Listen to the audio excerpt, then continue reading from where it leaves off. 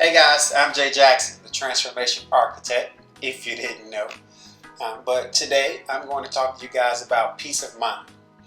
And peace of mind, basically, it is the absence of stress, the absence of worry, the absence of anxiety. And there are two types of stress. Of course, there's the negative stress that so many people are aware of, whether they experience the stress and frustration of a job loss, the loss of a family member, or a huge breakup or divorce. But then there's also positive stress. And the positive stress or the positive, anxieties are experienced when we're anticipating something exciting. For example, you might be getting ready to prepare for an exotic vacation. Or you could be getting ready to deposit the check for $1 million because you had the courage to actually pursue your dreams. And I know that is a phenomenal type of stress for any of us to be able to experience. But today, in talking about peace of mind, there are three things I want to talk to you about. I want to talk to you guys about how, in particular, to gain or take control back. And what I mean by take control back of your peace of mind is because I believe we relinquish control of our peace of mind to the things that we go through. I think we relinquish it because we refuse to sit still long enough to gain some clarity and understanding of what's being said to us by what's going on around us. And so when we start talking about peace of mind, there are a couple of things I want to talk to you about, and that is one, prayer and meditation. I also want to talk to you about how your environment affects your peace of mind. Then I also want to talk to you about the people that we associate with. All right, so now when I talk about prayer and meditation, I'm not going to attempt to sway you to either side of what practice you should exercise. And I say that because I lost my religion a few years ago. But there are some things about prayer and meditation that I definitely believe are vital and very key for our peace of mind. And so it really doesn't matter whether you pray and meditate in the morning, in the afternoon, or at night, or 5-6 times a day. The choice is yours. And the choice of how you go about doing it, or even where you choose to do it, that choice is also yours. And what I mean by where you choose to do it, you can do it while still lying in bed first thing in the morning, or before going to falling asleep at night. You can do it while you're sitting in your car. You can, and I don't encourage you to close your eyes and meditate while you're driving, okay? But if you're sitting in your car in a parking lot before you get ready to go into the office building for the day, or when you pull up in the driveway and you're just kind of relaxing before you walk in the house from a long day, you can pray and meditate. And again, the duration of it is totally up to you. But when we meditate, it is basically an opportunity for us to be alone or be one with our thoughts. It's not an opportunity for you to control your thoughts, but it's an opportunity for you to ensure that your thoughts don't control you. And so when you're sitting in that moment of silence and you're sitting in that place where everything is just quiet, it's calm, and it's peaceful, it's an opportunity for you to be able to hear yourself think, so that you can know what decision you need to make for the day that you're about to enter.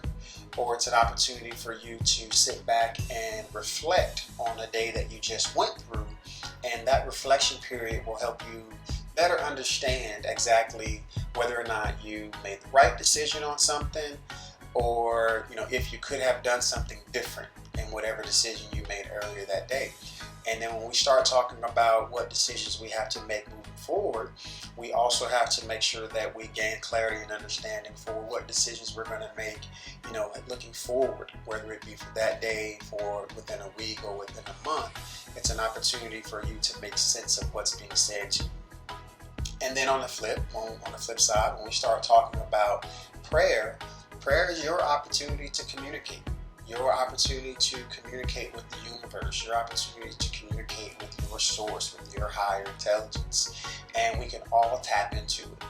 Again, I told you what meditation is. It's an opportunity for you to sit back and listen and think. But your prayer is an opportunity for you to speak. And it's a two-way street. It's basically a relationship where you listen to what decisions and actions you need to take, but then you also pray and communicate for what it is that you need clarity and understanding on, for what it is you would like to have come into your experience. And when we talk about what we want to come into our experience, we want to focus on the positive things that we want to come into our experience. Don't focus on the things that you don't want to come into your experience, because once you focus your attention on whatever it is, whether it's something that you do want or something that you don't want, whatever you focus your attention on, whatever you lock your mind to, that's what's going to come. So don't focus on what you don't want. Keep your mind focused on what it is that you do want. Okay, next up, I want to talk to you guys about your environment. And I tell people all the time, if you want to know whether or not a person has a peaceful environment, or if you want to know whether or not a person has a clean home, check their car.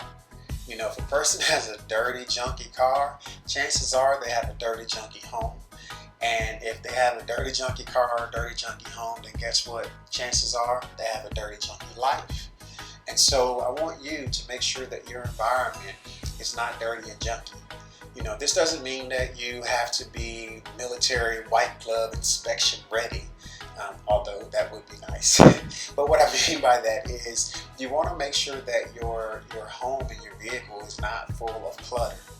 Go through your vehicle, once a week and pull out anything that you won't need for the week moving forward. And I tell you, my vehicle is oftentimes, it's my transportation.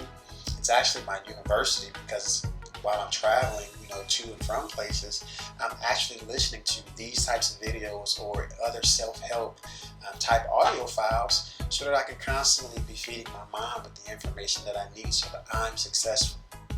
But what I mean, make sure your environment is free of clutter. Make sure that the sounds are sounds that are not loud and chaotic. Make sure that it's peace. If you have to throw some music on, you can throw some relaxing melodies on. You want to make sure that even the aromas that are within your vehicle and even within your home, you want to make sure that they're fresh and they're aromas that are pleasing to you. And I know it may not seem like a big deal, but these little bitty things are very, very important when it comes to your peace of mind and keeping the chaos out and keeping things free of clutter. Okay, so again, you want to create that Zen type environment. And last and certainly not least, I definitely want to talk to you guys about the people that we associate with. I can tell you from personal experience that I've associated family and friends with some characters who weren't conducive for my peace of mind. You want to stay away from people who are negative. You want to stay away from people who are pessimists. But you want to surround yourself with people who are optimists, go-getters, people who believe that anything can be done, that anything can be accomplished. You have to surround yourself with people who are on the same mission as you, or who have like minds. And that doesn't mean that you're going to agree to everything that these individuals, their views and their perspectives.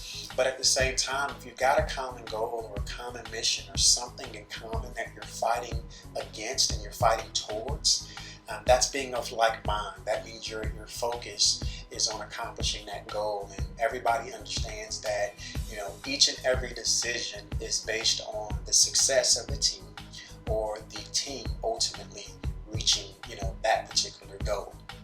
And so again, these are the steps that you can take to either retain your current peace of mind, regain control of peace of mind that we once had before. Again, when we lose our peace of mind, it's because we relinquished it to the scenario or the people that cause some type of chaos in our lives. So again, focus on your meditation and prayer as your spiritual time. Also make sure your environment is decluttered. And then also you make sure you surround yourself with people who are like-minded, people on the same mission as you, other superstars. I'm Jay Jackson, the Transformation Architect. And also, head over to www.mrjayjackson.com for more free tips and all types of resources. And check out my Facebook group, the Transformation Network, where other superstars are developing, transforming, and flying to new heights. I hope to see you there.